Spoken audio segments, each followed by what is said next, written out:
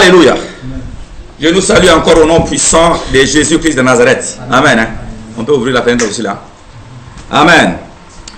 Nous poursuivons avec l'étude biblique, le partage sur 2 Pierre. Amen. Deuxième épître de Pierre. Nous allons entamer aujourd'hui le chapitre 3. La fois dernière, on était sur le chapitre 1 et 2. Et le Saint-Esprit nous a beaucoup enseigné là. Et surtout les conclusions. Nous ne devons pas être des chrétiens cochons. Amen. Un chrétien cochon, c'est un chrétien qui vit la vie de péché. Et par conséquent, il devient la maison de démons. Ça nous rappelle le fou de Gadara. Quand Jésus l'a délivré, Jésus a ordonné même que ces démons aillent dans les cochons. C'est un message très fort. Alléluia. Donc quand tu es un chrétien pécheur, tu es la maison des démons. Très très important. Alléluia. Et on a aussi compris que nous ne devons pas être des chrétiens comme chiens qui vomissent et qui repartent encore pour manger leur vomi. C'est ça. Toi qui as vomi, n'est-ce pas, le péché de fornication hier, aujourd'hui, tu repars encore dans la fornication. C'est ça, repartir pour manger le vomissement. Amen. Toi qui as vomi le vol, un certain temps, tu repars encore dans le vol. Alléluia. Toi qui as vomi le mensonge, un temps, tu repars encore dans le mensonge. Ne soyons pas des chrétiens chiens et des chrétiens cochons. Alléluia. C'est ce qu'on a retenu sur les enseignements de la fois dernière. Aujourd'hui, nous poursuivons avec, n'est-ce pas, 2 Pierre 3. Voici déjà, bien-aimés, la seconde lettre que je vous écris. Dans l'une et dans l'autre, je cherche à éveiller par des avertissements votre saine intelligence, afin que vous vous souveniez des choses annoncées d'avance par les saints prophètes et du commandement du Seigneur et Sauveur enseigné par les apôtres. Apôtres que nous sommes, que je suis moi Pierre, c'est pas ça? Les apôtres, sachant avant tout que dans les derniers jours, il viendra des moqueurs avec les railleries, marchant selon leurs propres convoitises et disant où est la promesse de son avènement. Il dit, moi Pierre, pendant ce temps qui me reste encore à passer sur la terre dans cette tente, c'est-à-dire dans cette chair, je vais toujours me donner le devoir d'éveiller votre conscience saine, n'est-ce pas, hein? De vous rappeler toujours la parole du Seigneur, les commandements du Seigneur. Aussi longtemps que je vais être là avec vous, je vais vous rappeler. Je vous ai parlé dans la première lettre, c'est-à-dire le premier épître de Pierre. Et je vous rappelle encore dans cette deuxième lettre. Amen. Qu'est-ce que je vous dis? Je vous dis que dans le dernier temps, c'est temps que vous êtes en train de vivre. Écoutez, le dernier temps, au sens large, le dernier temps a commencé depuis le temps des Jean-Baptiste. Ne soyez pas distraits. Depuis le temps de Jésus qui est venu là. Amen. Hein? Ce millénaire là, c'est le dernier temps. Est-ce que vous comprenez ça? C'est le dernier temps. Et nous vivons maintenant le tout dernier, le dernier temps en tant que, c'est-à-dire au sens restreint du terme maintenant. Alléluia. Et pourquoi? Parce que la Bible dit dans Malachie, dans le dernier temps, je vais envoyer qui? La Bible dit qu'il va envoyer, Dieu va envoyer Élie dans Malachie 4. C'est pas ça? Et Élie là, Jésus a dit que c'est ce Élie là qui est venu. Jean-Baptiste, c'est pas ça? Dernier temps. Ok. Maintenant, viendront les moqueurs. Ces moqueurs-là sont là depuis longtemps. Qu'est-ce qu'ils vont dire? Ils vont dire, vous nous parlez de Jésus, de Jésus. Vous nous dites que Jésus vient bientôt. Il vient bientôt. Il vient bientôt, on ne le voit pas. Laissez-nous tranquilles. La promesse a été faite qu'il va revenir, mais on ne le voit pas. Laissez-nous tranquilles. Ça nous rappelle le veau d'or, bien-aimé. Moïse a dit au peuple, il dit, peuple, je vais sur la montagne pour rencontrer mon Dieu. Je vais vers mon Dieu sur la montagne, je reviendrai. Le peuple n'a pas attendu. Le peuple était impatient. Le peuple a dit à Aaron, ton Moïse a dit qu'il va monter auprès du Père de Dieu, il va revenir. On ne le voit pas. Il dit, il va venir bientôt. Il va venir bientôt. Il va venir bientôt, on ne le voit pas. Construis-nous le veau d'or. On ne veut pas de ton Dieu là. On ne veut pas de ce Moïse là même là. Construis-nous le veau d'or. Amen. Pierre dit, rappelez-vous de cette histoire. Jésus est allé, c'est pour revenir, il a fait la promesse. Amen. Mais il y aura les moqueurs parmi le peuple. Il y aura les moqueurs parmi le peuple qui vont dire, c'est Jésus là. Il y a longtemps on entend, il va revenir, il ne revient pas. Ces moqueurs là, ils vont vous détourner de la vérité. Avant que je ne quitte cette tente qui est mon corps là, avant que je ne meure, je me donne le devoir de vous rappeler que personne ne vous séduise. Dans l'Ancien Testament, quand le peuple, ils ont crié, Aaron les a fabriqué le veau d'or. On a dit le veau d'or, c'est tout ce qui est matériel. C'est l'amour du monde, c'est l'amour du matériel. Finalement, le cœur n'adore plus Dieu. Le cœur adore le matériel. Le corps adore le sexe. Le corps adore tout ce qui est dans ce monde. Et on court après ce qui est dans ce monde. On oublie Dieu. Dieu n'existe même pas derrière. C'est pas la peine. Pierre dit, attention, église de dernier temps. Église de la fin des temps. Vous allez vivre, l'église, tu vas vivre parmi les moqueurs. Ceux-là qui vont chercher à te dérouter. Chrétiens des derniers temps, vous qui avez cru en Christ, tenez bien votre foi. Ces gens vont vous détourner de la foi.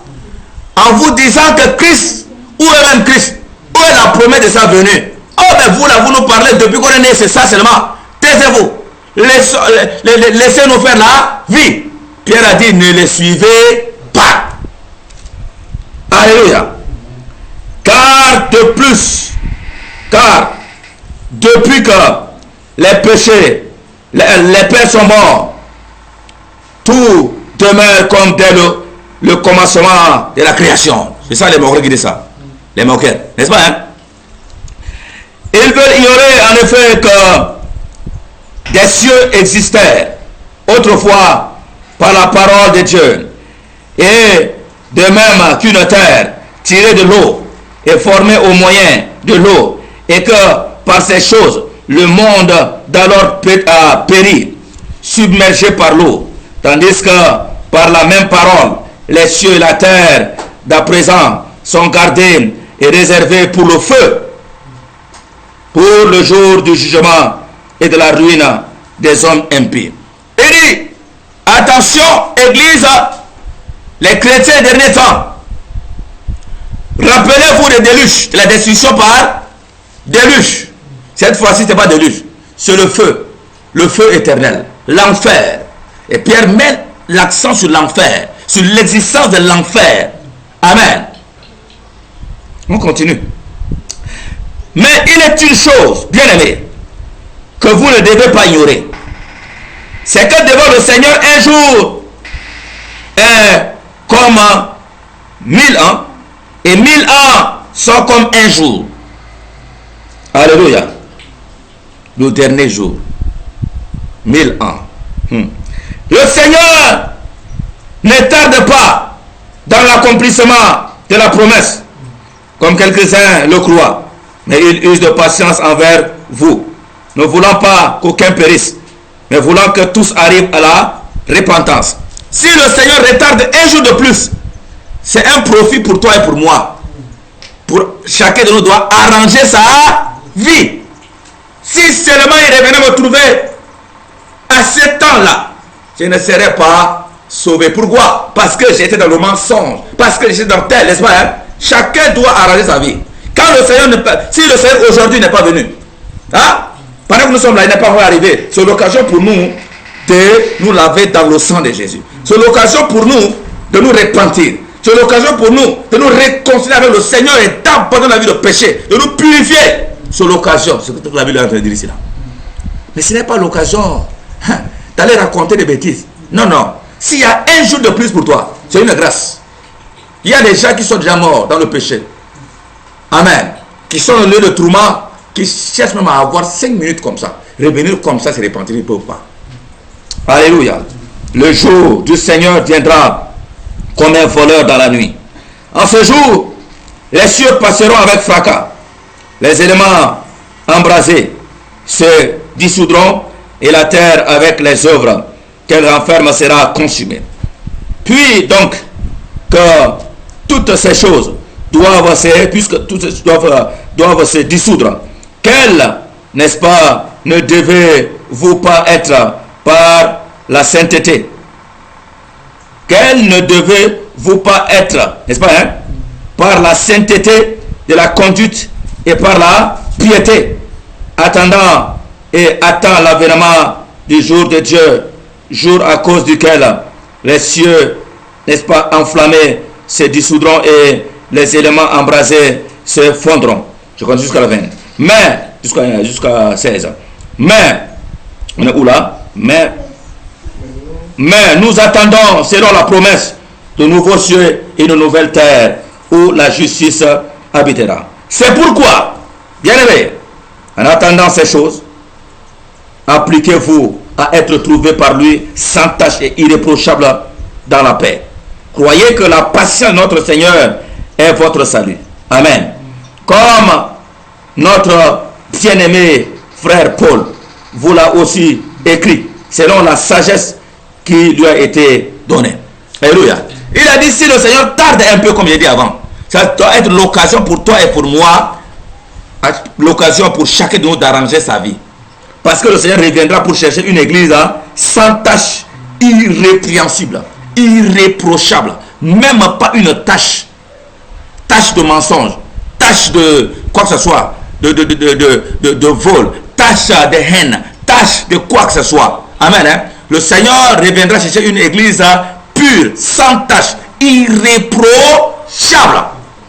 Et donc il dit pendant ce temps-là, que chacun arrange sa vie, que chacun mène une vie de sanctification, que chacun cherche la face de Dieu, que chacun se plonge dans la parole de Dieu en vue de mettre en pratique cette parole qui va la purifier.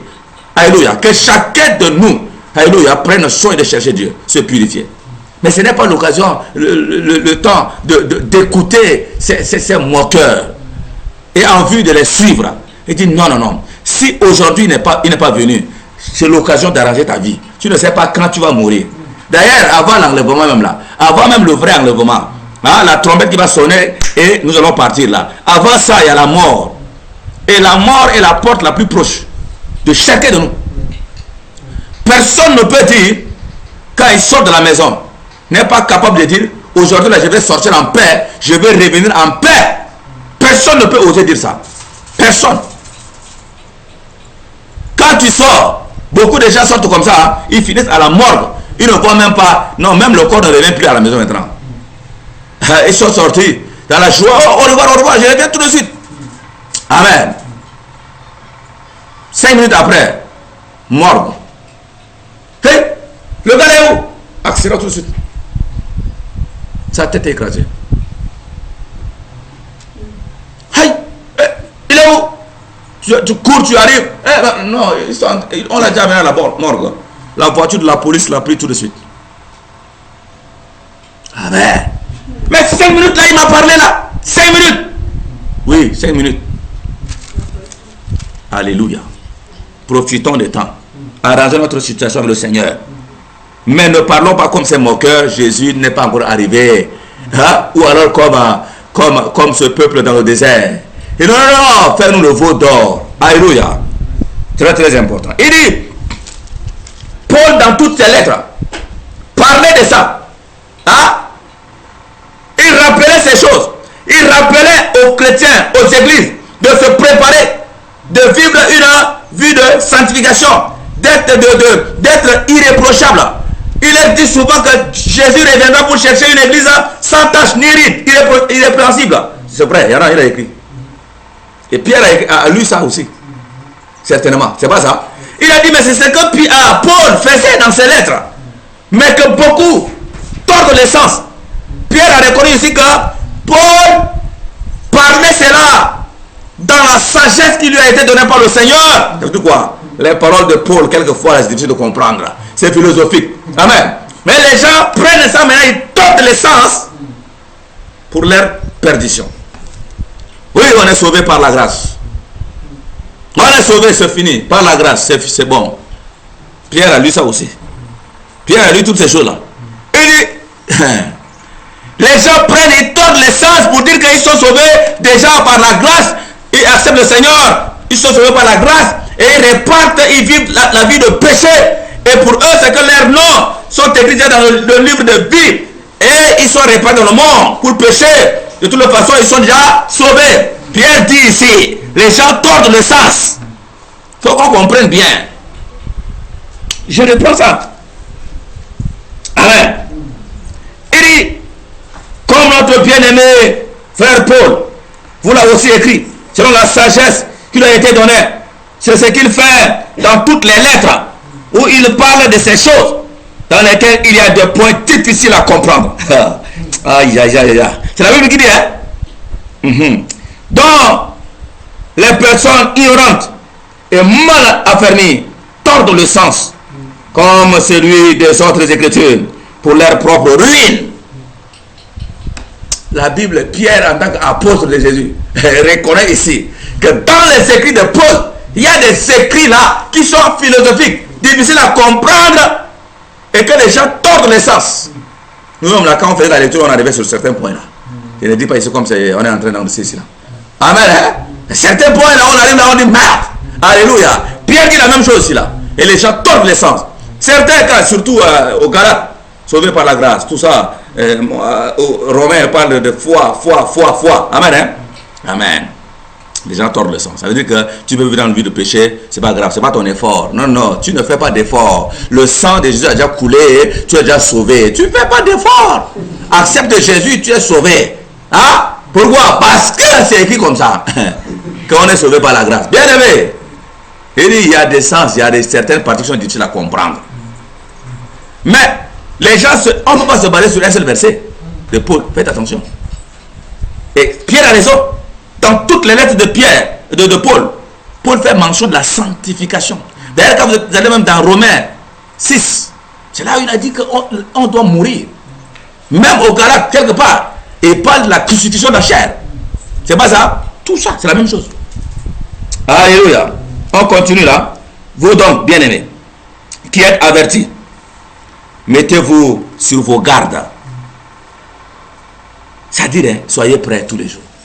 Mettez-vous sur vos gardes tous les jours en faisant comment? Amen. De peur qu'entraînés par l'égarement des impies, ils vont vous égarer. Amen. Vous ne veniez à déchoir de votre fermeté. Vous étiez ferme avant sur votre foi. Vous étiez fort dans la prière, dans le chant, dans la méditation de la parole de Dieu. Vous faites même des retraites à seul. Vous aimez le Seigneur. Mais depuis que vous avez commencé par écouter ces impies, ces faux prophètes, amen. Le faux prophète est celui qui ne parle pas, qui ne dit pas la vérité. Alléluia. Depuis que tu as commencé à écouter, finalement, tu as laissé tomber. Tu n'es pas comme avant. On t'a dit que non, tu es sauvé déjà. Fais ta vie comme tu veux. On est sauvé une seule fois. Non, et maintenant, toi qui étais ferme, tu as lâché tout. Tu es réparti, vis une vie comme les gens du monde. Alléluia. Ça veut dire ici, là. Mais, croissez dans la grâce et dans la connaissance de notre Seigneur et Sauveur Jésus-Christ. Croissez dans la grâce et dans la connaissance de Jésus. Comment connaître Jésus? La parole, bien aimé. Plongeons-nous dans la parole de Dieu. Mettons-la en pratique. Menons une vie de prière. De nous ne pouvons rien faire. Le Seigneur a appris la prière à ses disciples. Hein. Garde-nous des tentats, garde-nous du malin, qui sont nos prières de tous les jours. Pardonne-nous nos eaux. Demander pardon tous les jours, c'est comme pour un chrétien, c'est se laver. C'est comme on se lave 2-3 fois par jour, c'est ça. Pleurer devant le Seigneur, garde-moi de suivre les tentations, garde-moi des scandales, garde-moi. Seigneur, il y a tellement de belles filles dans ce quartier. Seigneur, je suis trop faible, je suis le plus faible de toutes douces. Seigneur, garde-moi de l'impudicité. Seigneur, fais que quand les filles me voient, que je sois vilain devant ces filles. Alléluia. Seigneur, enlève même l'envie de sexe à moi jusqu'à ce que je puisse me marier. Seigneur, donne que je puisse voir le sexe comme des déchets à cause de toi et toi seul au choix. Il y a des prières comme ça. Hein? Alléluia. À lui soit la gloire, maintenant et pour l'éternité.